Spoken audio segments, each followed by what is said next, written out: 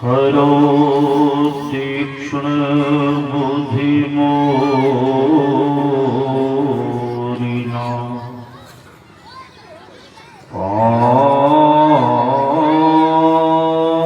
पानी जोरी कहको सकल भूल नाशक प्रभु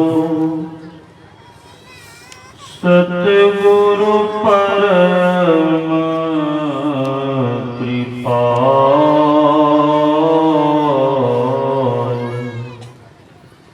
नमो कंज पद युग पकड़ सुनो प्रभु नजर निहार।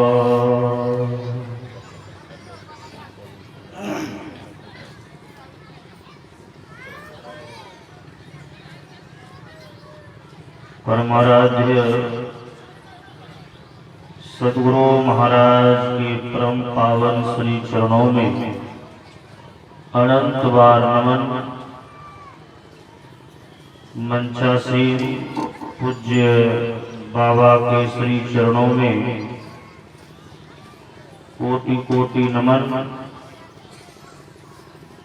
पूजनीय गुरुजन सत्संग प्रेमी महानुभाव माताओं एवं मॉनिटर का आवाज थोड़ा बढ़ाइए, आवाज साफ कीजिए, केस ज्यादा हो रहा है, साफ कीजिए आवाज।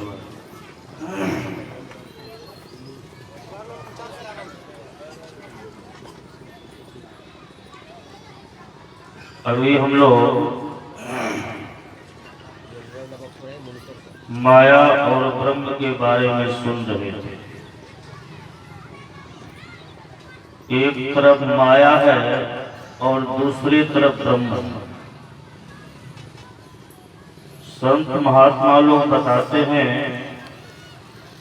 जब तक हम माया में पड़े हुए हैं तब तक ब्रह्म को प्राप्त नहीं कर सकते। यह मन एक है, मन को हम आप जिधर लगाएंगे मन उधर ही चला जाए।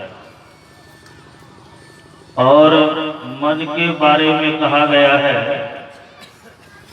किसी भक्त कवि ने बड़ा ही सुंदर लिखा है, ये मन बड़ा चंचल है कैसे तेरा भजन करूं, जितना इसे समझाऊं उतना ही मचल जाए। सतगुरु तेरे चरणों की थोड़ी धूल जो मिल जाए, सच कहता हूँ बाबा ये तकदीर बदल जाए। हम अपने घर में बैठे रहते हैं, किसी स्थान पर बैठे रहते हैं, याद आ जाता है दिल्ली का, याद आ जाता है पंजाब का, याद आ जाता है कलकत्ते का।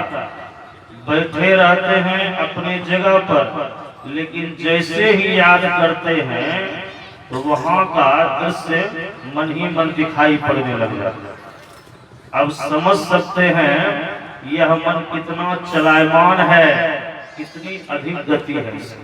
सोचने के साथ ही यह मन वहां पहुंच जाता है।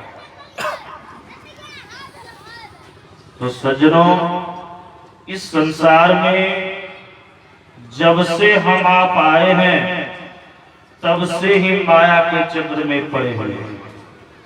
और ये माया का बंधन कैसा है, नो लोहे का जंजीर है, नो सोने का। हम भीतर ही भीतर इतने प्रकार के बंधन में बंधे हुए हैं कि गिनती नहीं। जब तक एक भी बंधन है तब तक ईश्वर का दर्शन, ईश्वर का दीदार नहीं हो सकता। माया के बारे में कहा गया है, जिसका कोई अस्तित्व नहीं हो, जो कभी सत्य नहीं हो, उसी को माया कहा जाता है। परमाराध्य सदगुरु महाराज के हृदय स्रोत महर्षि शाही स्वामी जी महाराज एक बार कभी कभी प्रवचन में कहा करते थे। एक बार भीम ने भगवान श्री कृष्ण से कहा कि हे भगवान, आप अपनी माया दिखाइए। तो भगवान श्री कृष्ण हंसते हुए कहते हैं, अच्छा कभी मौका लगेगा तो दिखा दो, कभी मौका लगेगा तो दिखा दूंगा। और भगवान की माया उसी समय से प्रारंभ हुई और भीम को कह दिया कि मौका लगेगा तो दिखा दो। अब क्या हुआ, रात्रि का समय हुआ, भीम से पहरे पर घूम घूम कर पहरा दे रहे। तो घूमते घूमते क्या देखते हैं कि जिस कमरे में महाराज युधिष्ठिर सोया करते थे, उस कमरे की खिड़की खुली हुई है, उससे तेज रोशनी निकल रही है। ये घूमते घूमते क्या किए, उसी खिड़की के पास चले थे। और जैसे ही खिड़की पास गए, अंदर का दृश्य जो देखा, इनका तो माथा ही गर्म हो गया। भीम ने क्या देखा कि द्रौपदी महारानी सोई हुई है, अब महाराज युधिष्ठिर उठ के पांव दबा। अब इस दृश्य को जो देखा भीम ने, तो माथा गर्म हो गया। मन ही मन भीमसेन सोचने लगे कि भाई साहब ने द्रौपदी को बिगाड़ दिया। ये द्रौपदी तो हम पांचों भाइयों की पत्नी है। आज ये जब महाराज युधिष्ठिर से पैर दबाने का हिम्मत रख सकती है, तो किसी दिन तो हमको भी कहेगी दबाने की। तो हमसे तो बर्दाश्त होगा नहीं, हम दबा दबा के मार देंगे। जब मार देंगे तो पत्नी से तो प्रेम सबों को है, अब मारेंगे हम तो सारे भाइयों में विद्रोह हो जाएगा। अब लगता है पांडवों के नाश का समय आ गया। इसी चिंता में भीमसेन भोजन छोड़ दिए, पानी पीना छोड़ दिए, क्या नींद है, क्या दिन, क्या रात भूल गए, चिंता में पड़े पड़े सूखने लगे। अब सब कोई समझावे क्या बात है, क्या कारण है जो सारे चीज को त्याग दिए हैं, कुछ भोजन नहीं करते, कुछ बोलते नहीं हैं, कुछ बताइए क्या बात है जो आप भोजन छोड़ दिए हैं, चिंतित रहते हैं, सूखते जा रहे हैं।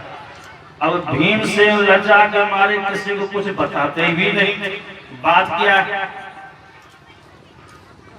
जब किसी को नहीं बताया, एक दिन भगवान श्री कृष्ण ने भीमसेन से पूछा, अच्छी तो भगवान की माया। भगवान श्री कृष्ण ने ही पूछा कि भाई भीम क्या बात है, चिंता के मारे सूखते जा रहे हैं, और किसी को तो नहीं बताया, हमको तो बताओ बात क्या है। तो भगवान श्री कृष्ण ने जब कहा कि हमको बताइए, तब भीमसेन ने अपने चुप्पी तोड़ी। कहा, मैंने जब से महाराज युधिष्ठिर को द्रौपदी का पैर दबाते हुए देखा है, तभी से मेरा ये हाल हो गया। ओ ये बात है, अच्छा चिंता करने की कोई बात नहीं। आज रात के समय जंगल में चले जाइए, एक ऊंचे वृक्ष पर चढ़ के बैठ जाइए और तमाशा देखिए, आपका सारा टेंशन दूर हो जाएगा। भीमसेन भगवान श्री कृष्ण की आज्ञा को मान करके सही में जंगल चले। जंगल जा करके सबसे ऊंचे वृक्ष पर चढ़ करके बैठ।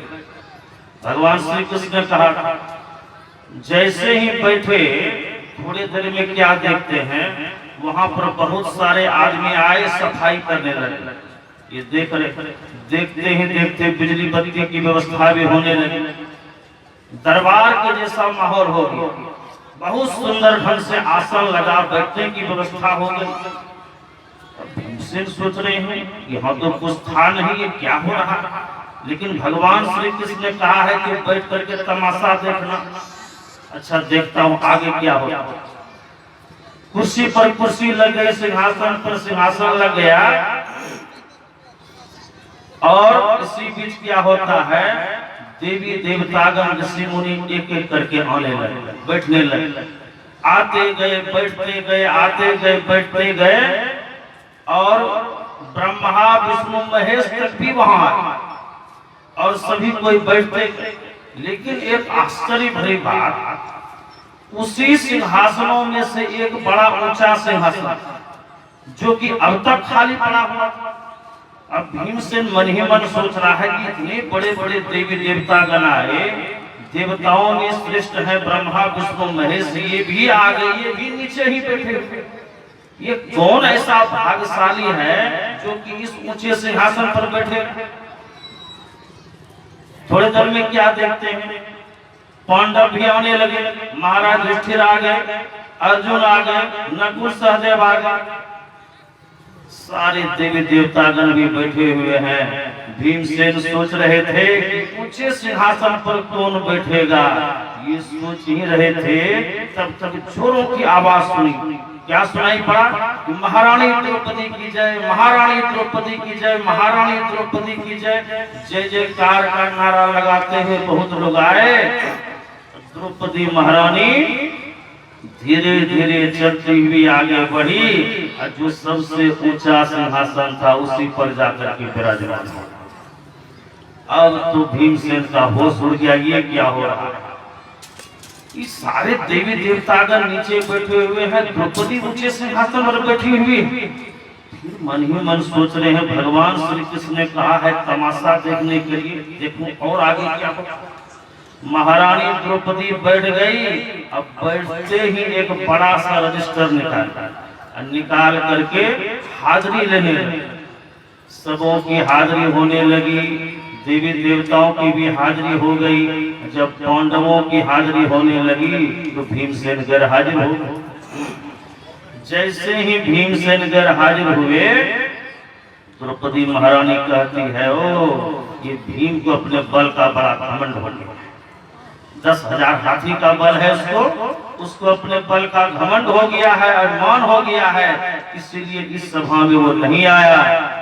सैनिकों को आदेश किया, अविलंब जाओ, जहां भी है पकड़ करके उसको बंदी बना के लाओ, खोज करके उसको। द्रौपदी महारानी का आदेश हो।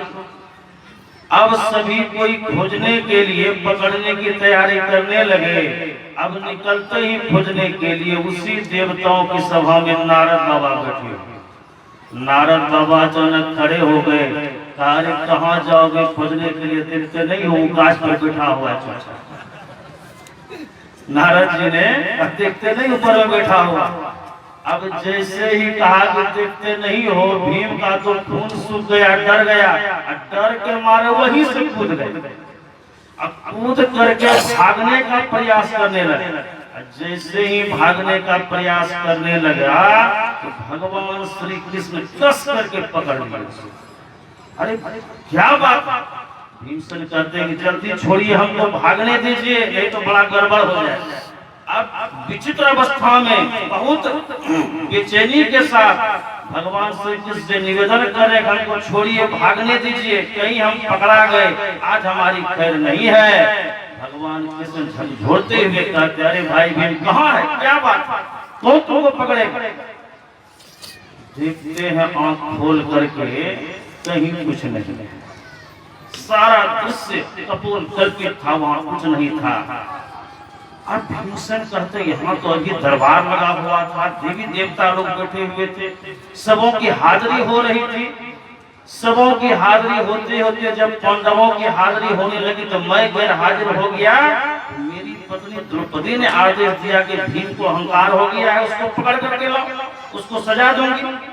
मैं तो डर के मारे भाग रहा था। अब इसलिए भाग रहे थे कहीं कुछ है, देखते हैं तो कहीं कुछ नहीं। तो भीमसेन कहते हैं भगवान ये क्या है, यही माया। कहा यही माया है, देखने में सत्य प्रतीत होता है लेकिन उसका कोई अस्तित्व नहीं होता है, उसी को माया माया। भाई भीम तुमने ही तो कहा था माया दिखाने के लिए, मैंने तो तुम्हें कह दिया कि कभी मौका लगेगा तो दिखाऊंगा, लेकिन जिस समय से आप बोले उसी समय से मेरी माया आरंभ हो गई। तब भीम को पता चला कि इसी का नाम माया है। देखने में सत्य प्रतीत होता है, बेचैनी बढ़ा देता है, लेकिन अस्तित्व कुछ नहीं। ऐसी बेचैनी में पड़ करके लोग अपने जीवन को गंवा देते हैं। संत लोग बताते हैं इस माया से बचें और ईश्वर ब्रह्म की आराधना करके माया पर विजय प्राप्त करें, तभी इस जीवन का कल्याण है। यही आप सबों की सेवा में कहा। बोलिए श्री सद्गुरु महाराज।